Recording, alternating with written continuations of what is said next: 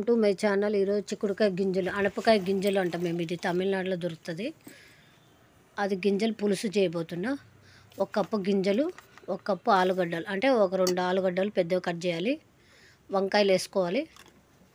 ఒక 5-6 వంకాయలు వేసుకొని బాగా మసలేటట్టు చేయాలి, ఉడకాలి. పక్కకు పెట్టుకుందాం వేరే స్టవ్ మీద. మళ్ళీ కడాయి పెట్టుకుందామండి. ఆయిల్ పోసుకుందాం. ఉల్లిపాయలు తరిగి పెట్టుకున్న ఉల్లిపాయలు ఒక కప్పు, అంటే ఒక 4 ఉల్లిపాయలు, చిన్న ఉల్లిపాయలు 4, టమాటా 1. మంచి ఫ్రై చేయాలి. మంచి దూరగా ఏంపాలి, అంటే కలర్ వచ్చేదాకా, పచ్చివాసన పోయేదాకా ఫ్రై చేయాలి బాగా. పచ్చి కొబ్బరి వేసుకుందాం. ఒక చిన్న కప్పు అంతే పచ్చి కొబ్బరి, అది కూడా ఫ్రై చేద్దాం. ఎల్లిపాయలు వేసుకుందాం.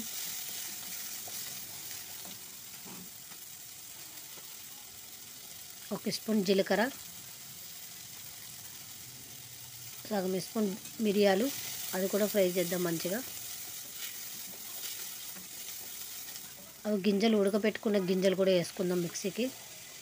టేస్ట్ బాగా ఇస్తారు, చాలా బాగుంటుంది మిక్సీలో వేసుకుంటే. ఆ గింజలతో పాటు వేస్తేనే కొంచెం టేస్ట్ వస్తుంది. కొత్తిమీర వేసుకుందామండి.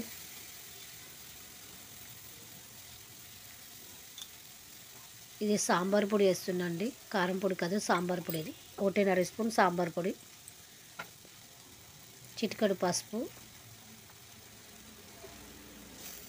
మంచిగా ఫ్రై చేద్దాం మసాలా కూడాను మంచిగా. మిక్సీ పట్టుకొని వచ్చిన ఆ పేస్ట్ వేస్తాము.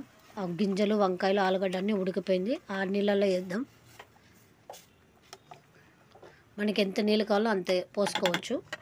చింతపండు రసం వేసుకుందాం. మంచి మసాలాతో చింతపండు, నిమ్మకాయ సైజ్ అంతా చింతపండు వేసుకుందాం.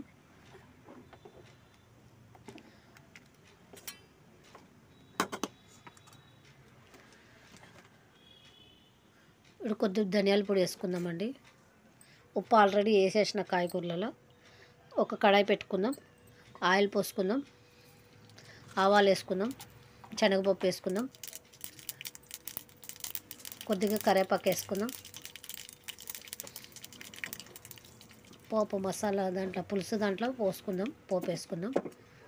ఇప్పుడు రాగిపిండికి సంగటి కూడా చేస్తున్నా. దీనికి కాంబినేషన్ రాగిపిండి సంగటి చాలా బాగుంటుంది.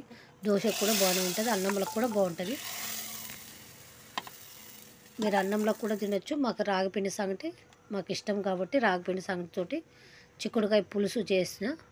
ఎలా ఉందో మీరు కూడా ట్రై చేసి కామెంట్ బాక్స్లో కామెంట్ చేసి లైక్ చేయండి. థ్యాంక్ యూ అండి.